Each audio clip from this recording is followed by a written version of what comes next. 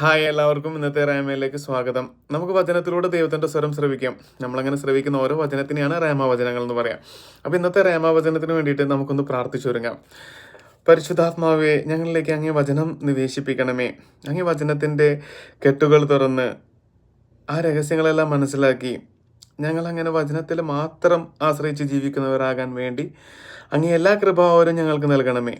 വചനത്തിലൂടെ യേശുവിലേക്ക് എളുപ്പത്തിൽ എത്തിച്ചേരാൻ വേണ്ടി ഞങ്ങളെ അങ്ങ് തുണയായിരിക്കണമേ.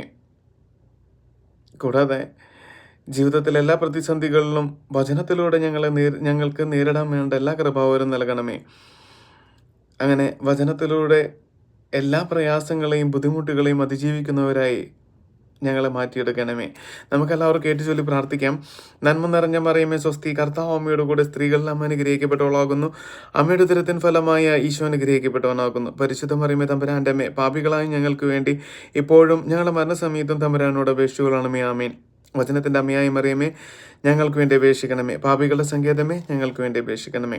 അപ്പം നമുക്ക് ഇന്നത്തെ വചനം എടുക്കാം.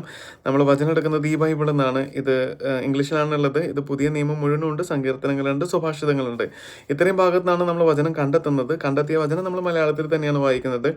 മൊബൈലിൽ POCയുടെ മലയാളം ആപ്ലിക്കേഷൻ ബൈബിൾ ഓപ്പൺ ചെയ്ത് വെച്ചിട്ടുണ്ട്.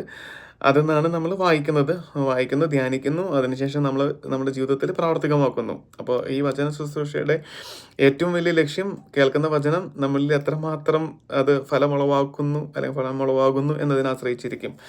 അപ്പം നമുക്ക് വചനം കണ്ടെത്തിയ വചനത്തിനോട് നമുക്ക് അത്രമാത്രം കൂറ് പുലർത്താം. ഓക്കെ. അപ്പോൾ യോഹന്നാൻ എഴുതിയ സുവിശേഷത്തിൻ്റെ 6-ാം അധ്യായം 15-ാം വാക്യം. യോഹന്നാൻ എഴുതിയ സുവിശേഷത്തിൻ്റെ 6-ാം അധ്യായം 15-ാം വാക്യം. അവർ വന്നു തന്നെ രാജാവാക്കാൻ വേണ്ടി ബലമായി പിടിച്ചു കൊണ്ടുപോകാൻ ഭാവിക്കുന്നു എന്ന് മനസ്സിലാക്കിയ യേശു വീണ്ടും തനി മലമുകളിലേക്ക് പിന്മാറി. അപ്പോൾ അല്ലേ, നമ്മൾ സർവ്വമഹത്വ യേശുവിനെ നമ്മൾ പറയും അല്ലേ എപ്പോഴും. ആ യേശു ചെയ്ത മാതൃക എന്താണ്?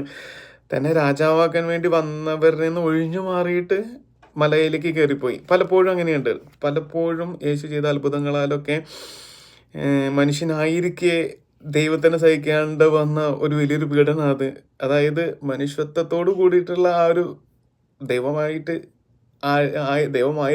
ദൈവം തന്നെ ആയ ആൾ മനുഷ്യനാവുമ്പോൾ കുറെ ബലഹീനതകളും നേരിടേണ്ടി വന്നു. അപ്പോൾ യേശുവിനും അത് വലിയ ബലഹീനത തന്നെയായിരുന്നു. നമുക്കെല്ലാവർക്കും ഉണ്ട്.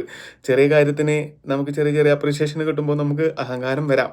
അപ്പോൾ നമ്മൾ ഇന്ന് തീരുമാനിക്കുക, അതായത് ഒരു തരത്തിലുള്ള അപ്രീഷിയേഷനും അതെനിക്കുള്ളതല്ല, അതെൻ്റെ ദൈവത്തിനുള്ളതാണ് എന്ന് വിചാരിച്ച് ഇന്നത്തെ ദിവസം നമുക്ക് പൂർത്തീകരിക്കാൻ പറ്റട്ടെ. ആമേൻ.